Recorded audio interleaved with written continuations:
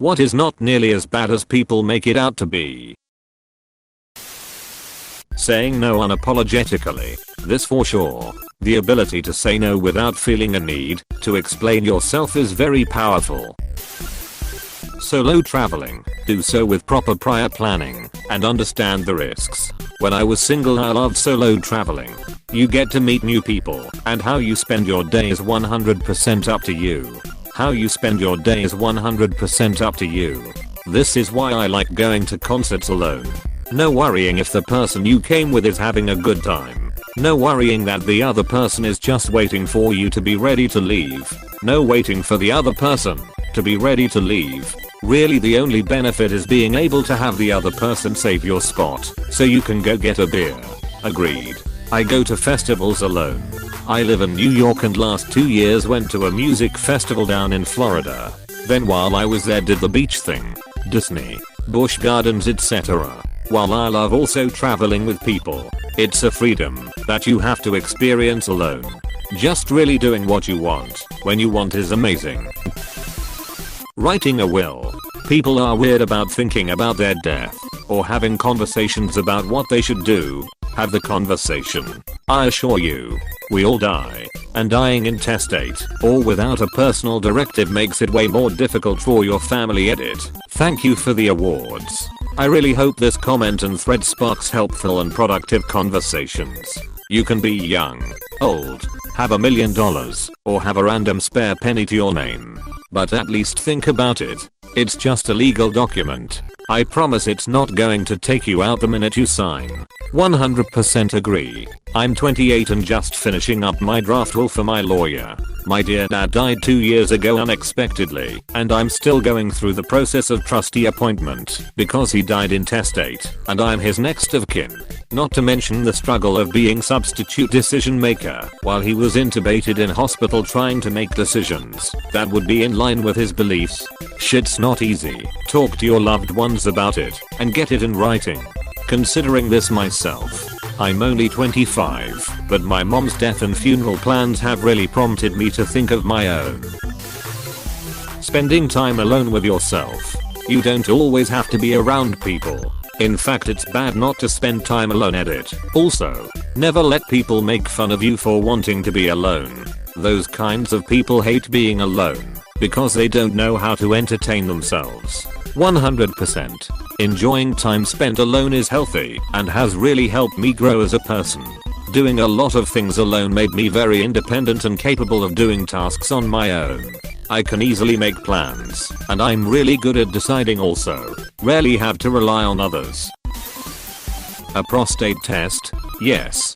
The doctor will stick a finger up your butt to check your prostate. 1. The doctor is wearing a rubber glove and will put some lube on his finger. 2. The whole procedure takes less than 1 minute. There is nothing SUAL about it. It's a common medical procedure. No. You are not gay if you let the doctor do this. No. The doctor is not trying to make you gay. No. The doctor is not enjoying himself or trying to degrade you. He's just checking if you have cancer that could kill you if it goes undetected for too long. The whole "I'm never letting a doctor touch me" there attitude is mind-blowing. People make it sound like it is the most degrading and painful experience they've ever had. It's nothing. Seriously. Chill out. People. It's not just a check for cancer. Years ago I went in complaining of what felt like a ball in the middle of my pelvis. Same test. Prostate test. He was checking to see if it was enlarged. He said my prostate was spongy, meaning it was infected. A round of antibiotics cleared it up in a few days. Had to finish taking the 2 weeks of antibiotics though. Long drives. It's something I enjoy. I enjoy a long drive in the country. A long drive in the city gives me panic. Same here. It's especially worse driving in the city when you drive manual. I love my manual transmission Bimmer, but when stuck in stop and go traffic I just wish I had an automatic transmission. It's both annoying and has increased wear on the gearbox. My next car is probably going to be a dual clutch automatic. Maybe it's just because I've never had an auto, with the vast majority of cars being manual in Europe. But I can't say I've ever felt annoyed by pressing a clutch. It's just something I don't think I've ever really thought about. It just happens. Jury duty. It was actually quite interesting to get an inside look at being on a jury. Yeah, but the problem is it's rare to ever actually get selected for a jury where I live. They call in a bunch of people. You sit in a room. And maybe 5% of people get called up to even be interviewed to get selected. Everyone else just sits in the room with no phone or internet in very uncomfortable chairs for about 8 hours. Are you allowed to bring a book? Yes. Well, that's good. Telling people something they don't want to hear and not being apologetic about it. I assume you are North American. But in many European countries and the Commonwealth they don't suffer from this particular affliction and I love them for it. It's quite strange as a Brit traveling through Europe. I have to adjust my mind setting to European. So I know people aren't being rude. If a Brit was to say half the stuff they do, you can bet they're being rude. But agreed. It's rather refreshing. Edit. Some people are pointing out that Britain is part of Europe. I know. But not really in a cultural sense of the word. The US is like this, too. I'm from the Midwest and the first time I talked to someone from the Bronx in New York City for work I almost got into a screaming match with them. Their phrasing being so blunt and straightforward mixed with a generally aggressive tone of voice was jarring. Eventually it clicked, and I felt like a doofus. But if you heard someone talking like that in most of the suburban Midwest it would be considered out of line and rude. It's pretty cool actually. Being in a long committed relationship. People always make it sound so black and white. A little communication can take you far. Yep. And being flexible and teachable. If my wife likes something, if something makes her feel loved, then, regardless of whether the activity or whatever does anything for me personally, what kind of fool would I be to not do that? If I love her, I want to make her feel loved. What makes her feel loved, not what I think should make her feel loved, is what counts. Same goes for me.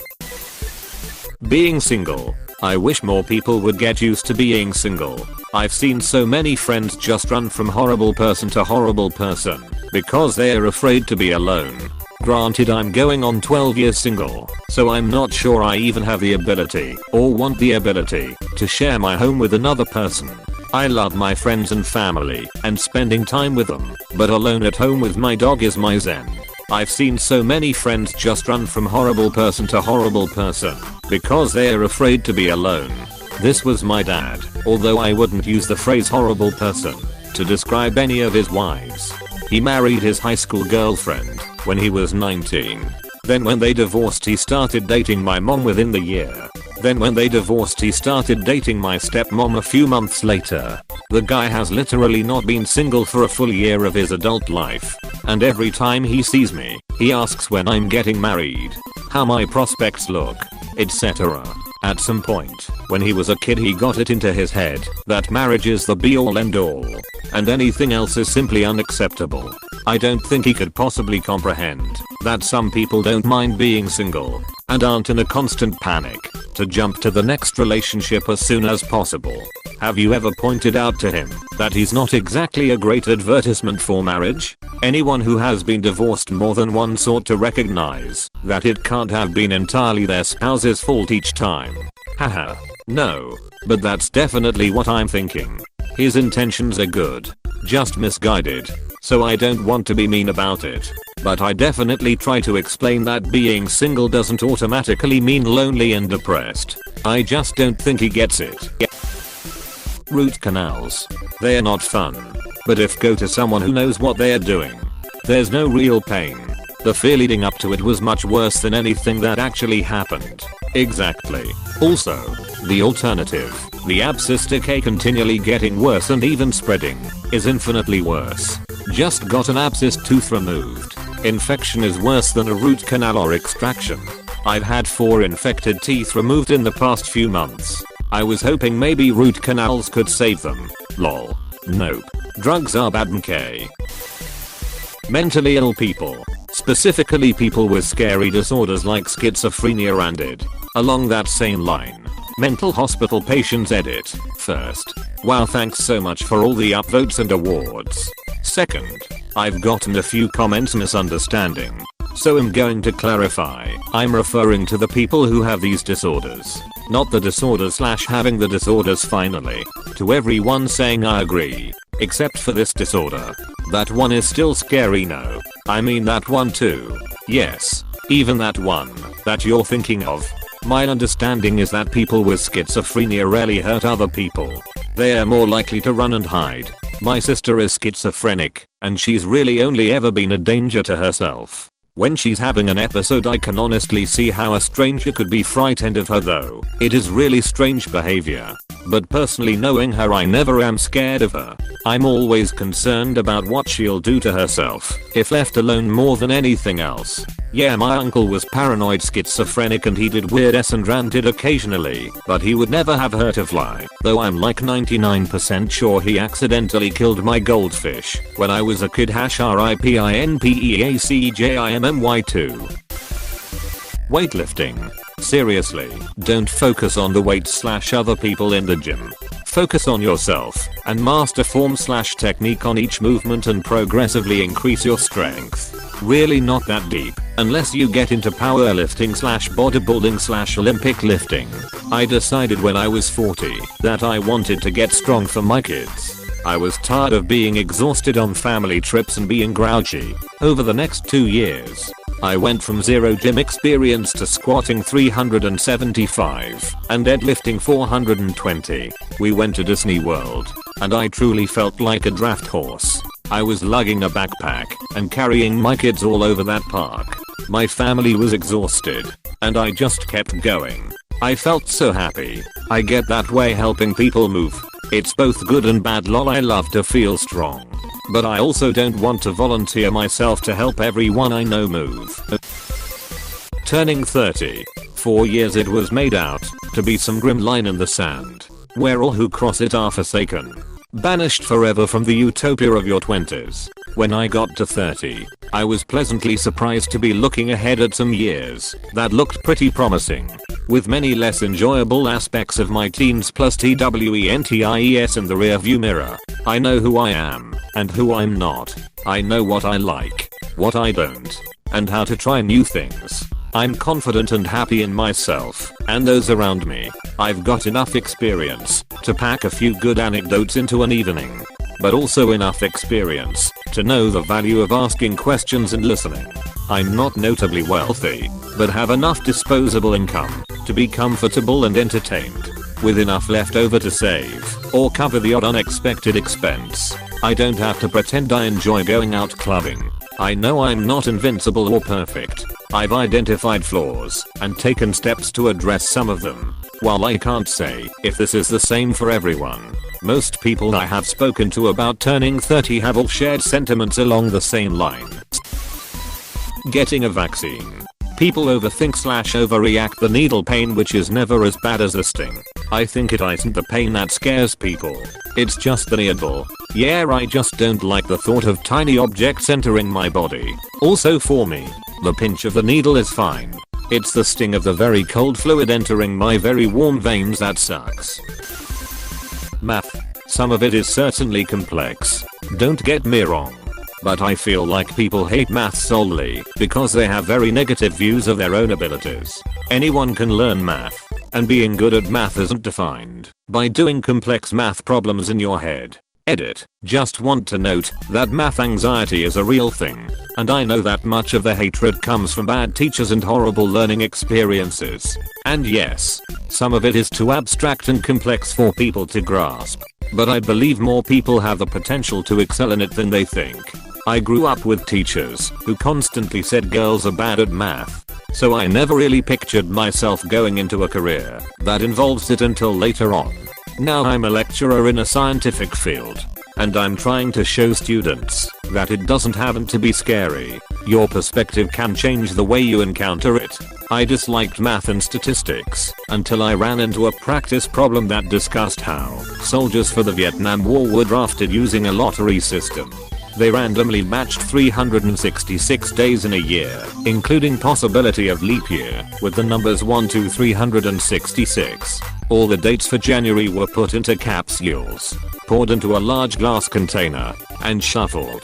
The capsules for each month were added and mixed. month by month. Then one capsule was drawn. People with the birth date in the drawn capsule were assigned to the first draft, and so on. When looking at this problem, we can examine possible biases with this method. Is this a fair system? There tends to be clusters of birthdays in certain months where other months have far fewer birthdays, etc. I found it kind of messed up that a flawed system was being used for this. Seeing it from this perspective made it a bit more real to me. If we can recognize biased methods, we can change them. As an avid math hater, it was bad and abusive teachers not the subject. I'm now getting a graduate degree in a field requiring a lot of math, but it took realizing the source of the problem and dealing with the trauma going back to 3rd grade. Really no, math is not bad at all. It's usually the way it's taught, or used to be taught. That's a good point. I'm sure much of this stems from bad teachers / bad experiences with math. As a woman who grew up in the 90s, I had teachers who would often say things like girls are bad at math, and they'd purposefully give girls really hard questions to prove a point or make fun of us. For many years, I thought that I would never be good at it. I didn't really consider myself in a career that involves math until college. I tutored a girl in math when we were teens, and she seemed to have a similar experience. Once she actually started doing it, she found it interesting and had no problems, and eventually ended up in a career that involves doing a lot of math. But first there was a huge mental block up front that she had to get around to realize that yes, in fact she could do that stuff. Airline meals. Therapy. There is still wide stigma around it, even though it's more than common these days in Western countries especially. You don't have to have a mental health issue or be weird to go to therapy. Sometimes it's good to have someone to talk to even if it is for once or twice. Spinal taps. Well, now they call them lumbar punctures to make it less scary. The fear of getting one is worse than the test itself. It only hurts for a fraction of a second,